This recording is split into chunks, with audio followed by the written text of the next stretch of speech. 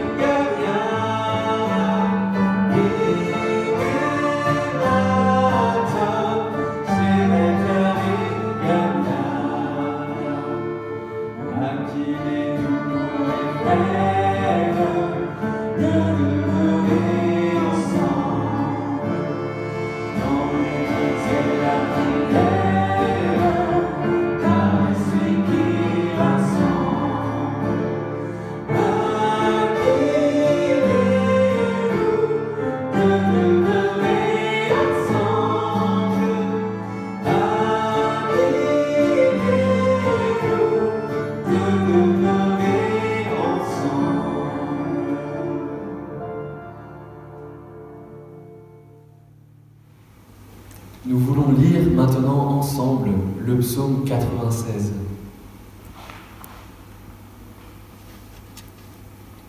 Chantez au Seigneur un chant nouveau. Chantez pour le Seigneur, tous les habitants du monde. Chantez pour le Seigneur, remerciez-le d'être votre Dieu. Jour après jour, annoncez, Dieu nous sauve. Racontez sa gloire à tous les peuples. Racontez ses actions magnifiques dans le monde entier.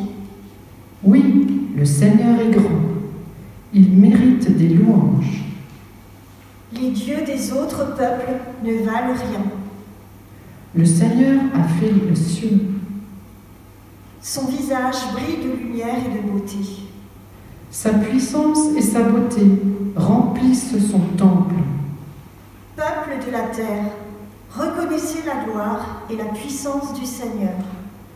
Reconnaissez combien son nom est glorieux. Apportez vos offrandes, entrez dans sa présence. Que le ciel se réjouisse, Que la terre danse de joie. que la mer rugisse avec toutes ses richesses, Que les champs soient en fête avec tout ce qui s'y trouve. que tous les arbres de la forêt crient de joie devant le Seigneur, car il vient.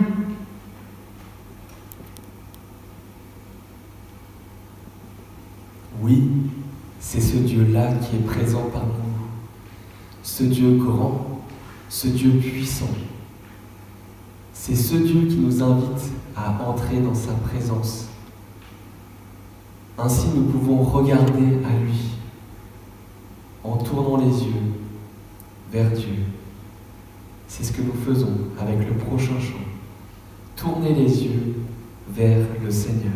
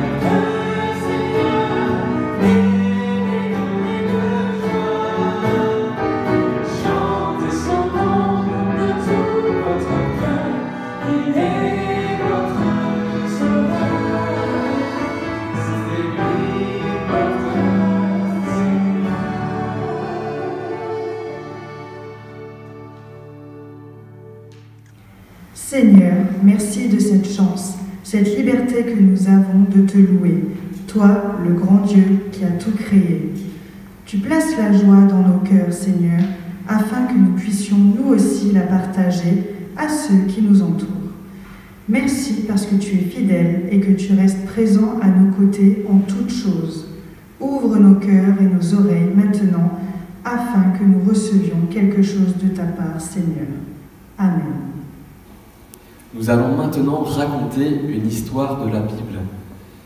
Et nous allons voir ensemble, découvrir ce que cette histoire peut nous apprendre et peut nous apporter dans notre quotidien, dans notre vie de tous les jours. Un enseignant de la loi se leva et posa une question à Jésus pour lui tendre un piège. « Maître, lui dit-il, que dois-je faire pour obtenir la vie éternelle ?» Jésus lui répondit, « Qu'est-il écrit dans la loi que Dieu a transmise à Moïse? Comment la comprends-tu? Il lui répondit qu'il est écrit: Tu aimeras le Seigneur ton Dieu de tout ton cœur, de toute ton âme, de toute ton énergie et de toute ta pensée, et ton prochain comme toi-même. Tu as bien répondu, lui dit Jésus. Fais cela et tu auras la vie. Mais l'enseignant de la loi, voulant se donner raison, reprit la parole. Oui, mais qui donc est mon prochain? En réponse, Jésus lui raconta cette histoire. Il y avait un homme qui descendait de Jérusalem jusqu'à Jéricho.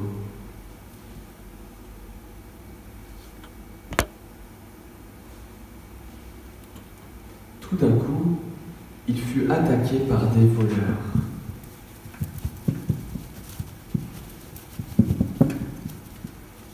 Ils lui arrachèrent ses vêtements.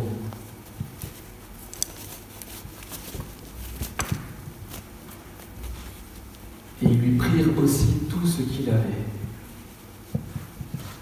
Ils le frappèrent et s'en allèrent, le laissant à moitié mort. Or, il se trouva qu'un prêtre descendait par le même chemin. Il vit le blessé, s'en écarta et poursuivit sa route.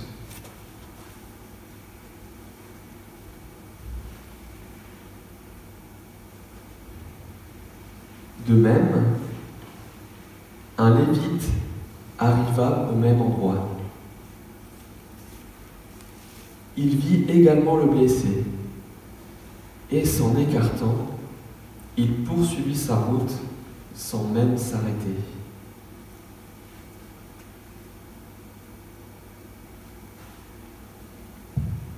Mais un Samaritain qui passait par là arriva près de cet homme blessé, qui était allongé sur le sol.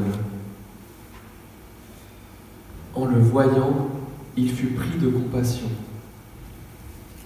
Il s'approcha de lui et commença à soigner ses plaies avec de l'huile et du vin.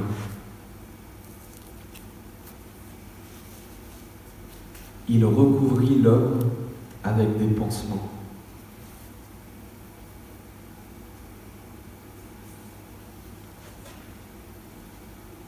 Puis, il chargea l'homme sur son âne.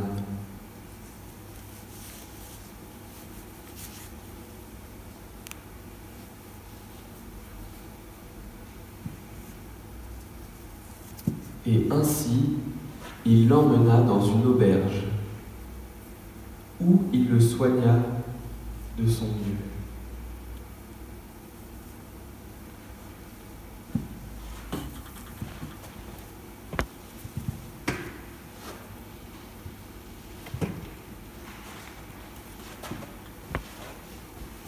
Arrivé à l'auberge, le Samaritain continua de soigner l'homme blessé. Il l'allongea confortablement et il prit soin de lui.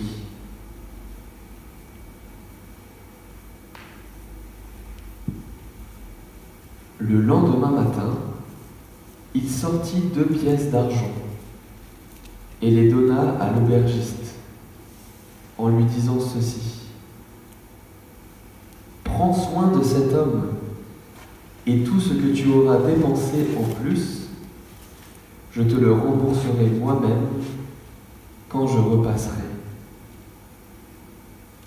Alors Jésus ajouta: « À ton avis, lequel des 3 voyageurs s'est montré le plus gentil avec l'homme qui a été attaqué par les voleurs?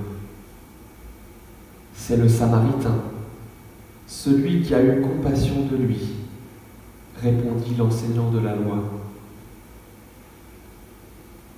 Eh bien, va, et fais de même, lui dit Jésus. Merci pour cette histoire et cette mise en scène par toute l'équipe.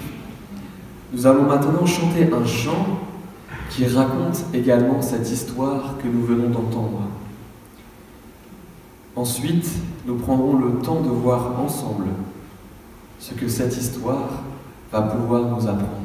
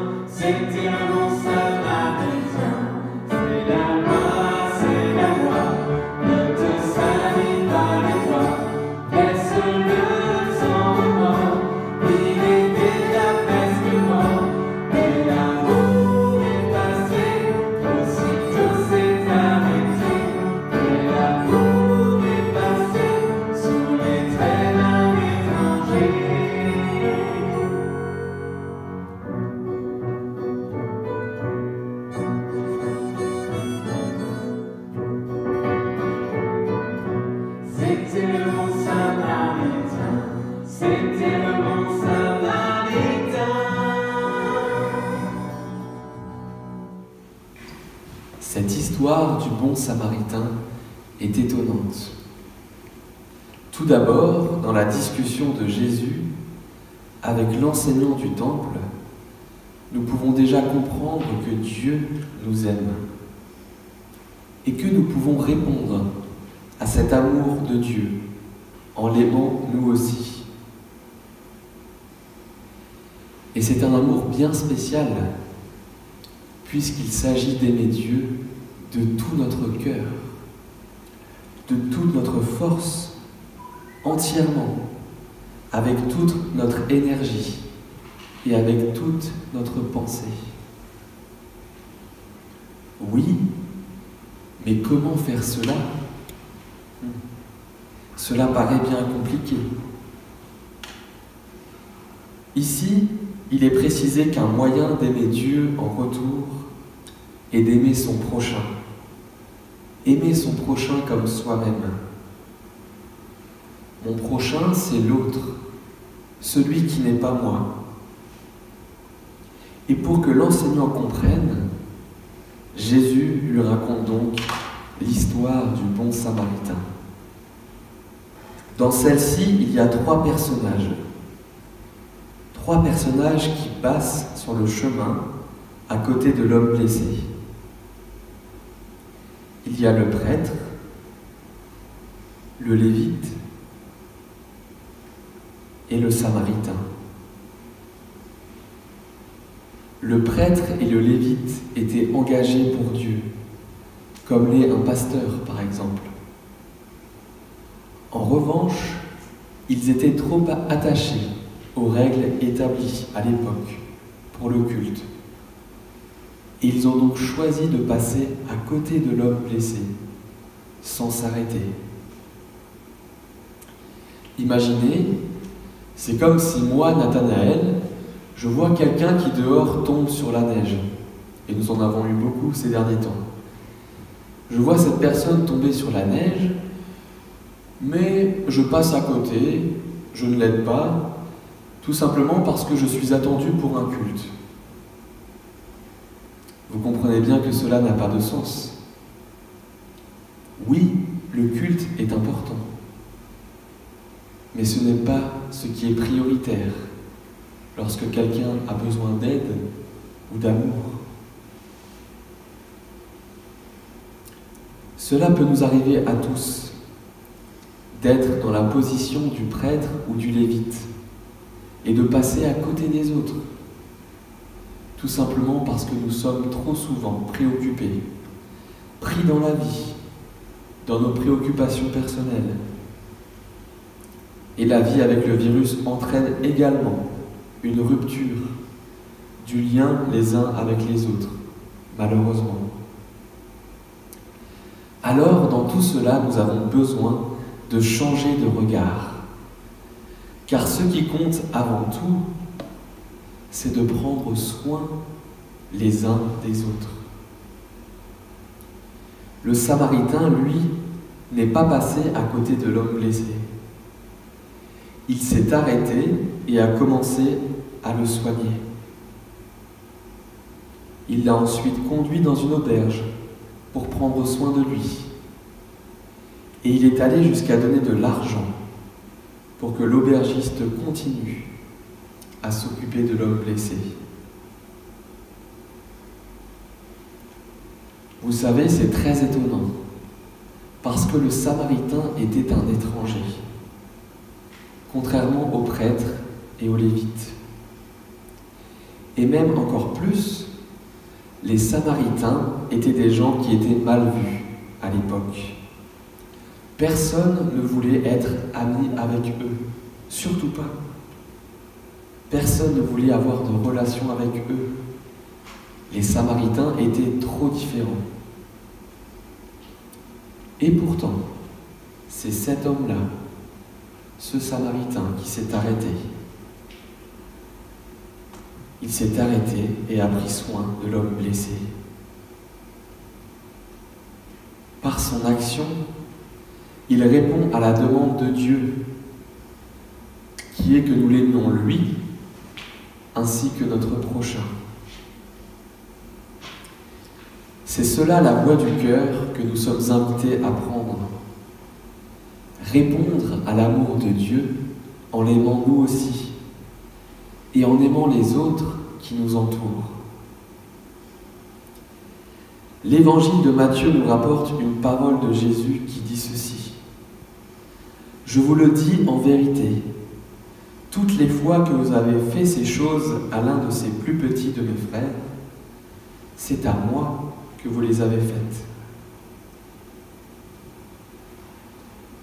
Lorsque nous faisons preuve d'amour envers quelqu'un, par un geste, par une parole encourageante, par un sourire,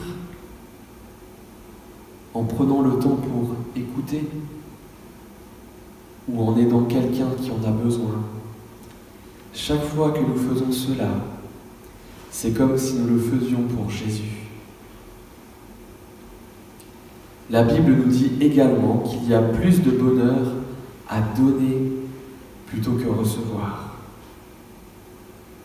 Le partage, c'est en fait donner une partie de soi, de son temps, de sa personne.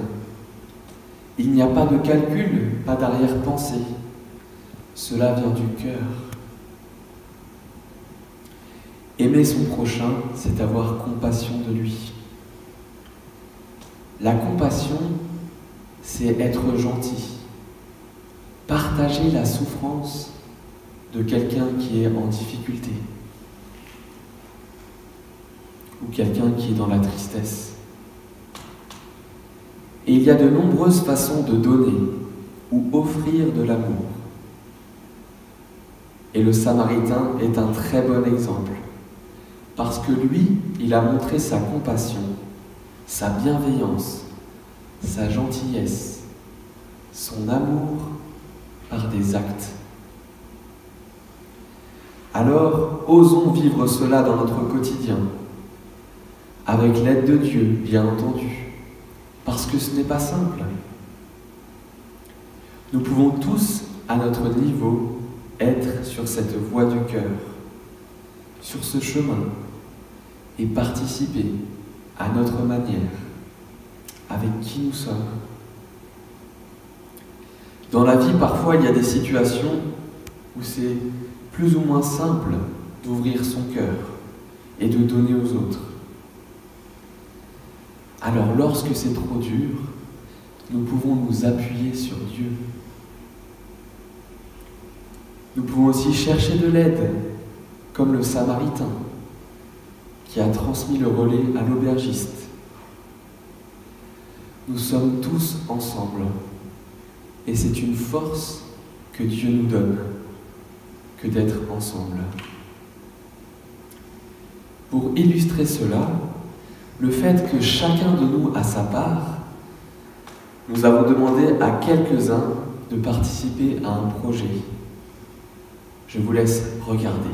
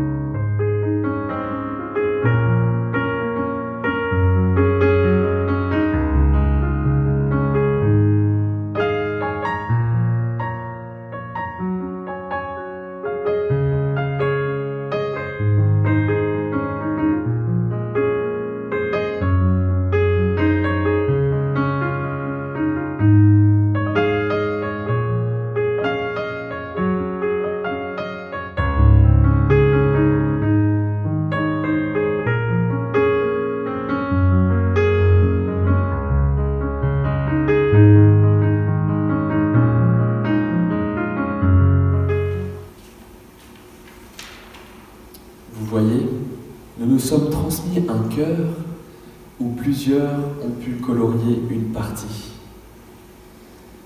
Cela montre que chacun est important. Chacun a une place. Et si l'un d'entre nous ne participe pas, alors il va manquer quelque chose. On peut même déborder d'amour envers les autres. Nous y sommes invités. Et nous pouvons tous, à notre manière, agir, aimer ceux qui nous entourent. Et nous en avons plus que jamais besoin avec ce virus qui est omniprésent dans notre vie. Et vous savez quoi? J'ai une bonne nouvelle pour vous cet après-midi. C'est que Dieu, oui Dieu, est encore plus présent dans nos vies que ne l'est le virus. Et l'amour qu'il montre pour nous est un amour qui nous aide jour après jour. Quand je peux réaliser la grandeur de l'amour de Dieu pour moi, cela me pousse à témoigner, à dire cet amour autour de moi, en parole, mais aussi en acte, en faisant quelque chose. Nous sommes reliés à Dieu et également aussi les uns aux autres. C'est aussi cela, l'essence de notre vie. Proverbe 17, verset 17 nous dit ceci. L'ami aime en tout temps, et dans le malheur, il se montre un frère. Alors soyons des frères les uns pour les autres. Pour cela, empruntons cette voie du cœur à cœur avec Dieu et avec ceux qui sont à nos côtés. Amen. Et nous voulons chanter notre prochain chant qui dit « Ouvre mes yeux, Seigneur ». Chantons-le comme une prière, que l'amour de Dieu nous transforme afin que nous puissions donner de l'amour à ceux qui nous entourent.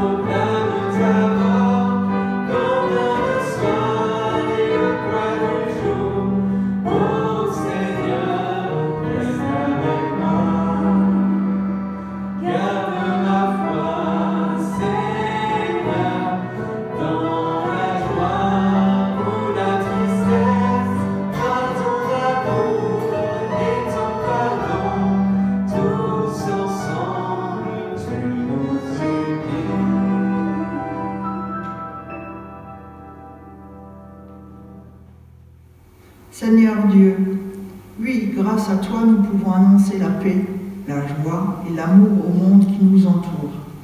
Merci parce que tu nous as aimés le premier et parce que ton amour pour nous est véritable, sans arrière-pensée. Dieu notre Père, c'est ton amour qui nous fait vivre et qui nous aide à tenir. Merci parce que tu es là. Seigneur, nous te prions pour tous ceux qui continuent de souffrir, parfois en silence.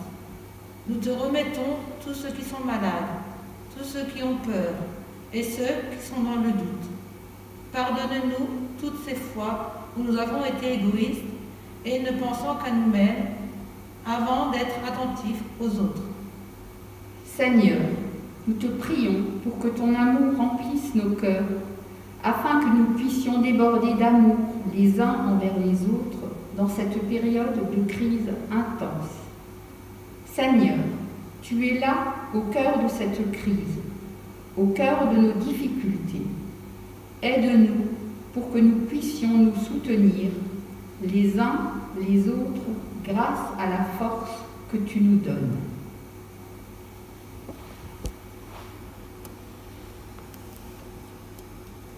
Oui Seigneur, c'est vrai que chacun et chacune ici est précieux à tes yeux. Seigneur, nous te prions que ton esprit vienne en nous pour que nous puissions marcher sur cette voie du cœur. Que tu puisses nous aider, Seigneur, à montrer de l'amour aux autres par nos paroles et nos actes. Oui, Seigneur, je suis réjoui. Merci parce que tu as donné des qualités, des dons à chacun pour que nous puissions, à notre manière, être des témoins de ton amour. Fortifie-nous, garde-nous en ta présence. Amen. Et ensemble, nous voulons prier, chanter cette prière du Notre Père.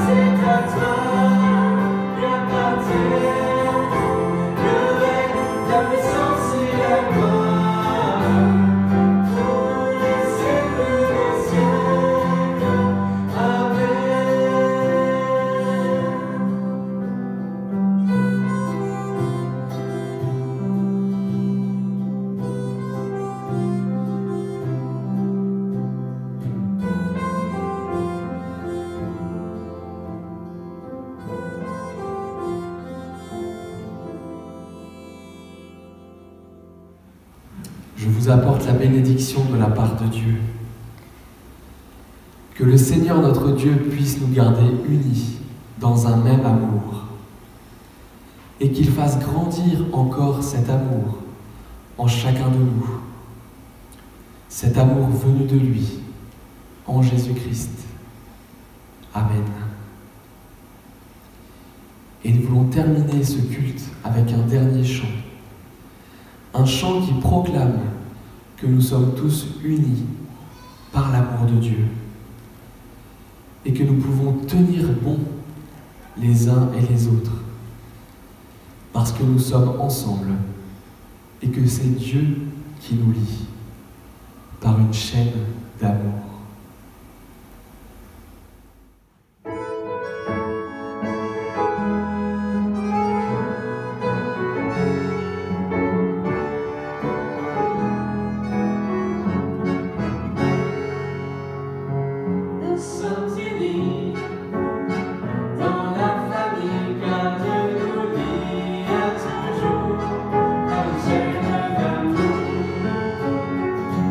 Citoyens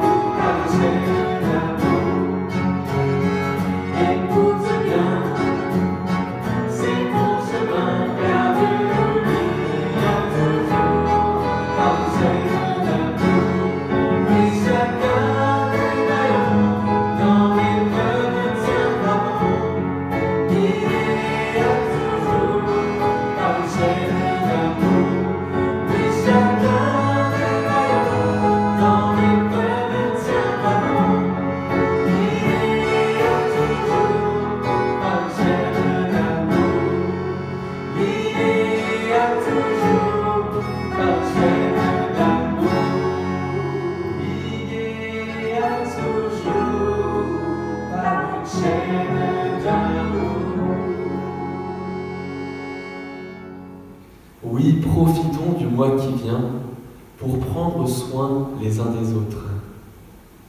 Et pour vous en rappeler, nous vous invitons avec l'équipe à colorier vous aussi sur vos groupes une partie du cœur, afin que nous restions tous ensemble sur cette voie du cœur, sur laquelle Dieu nous invite.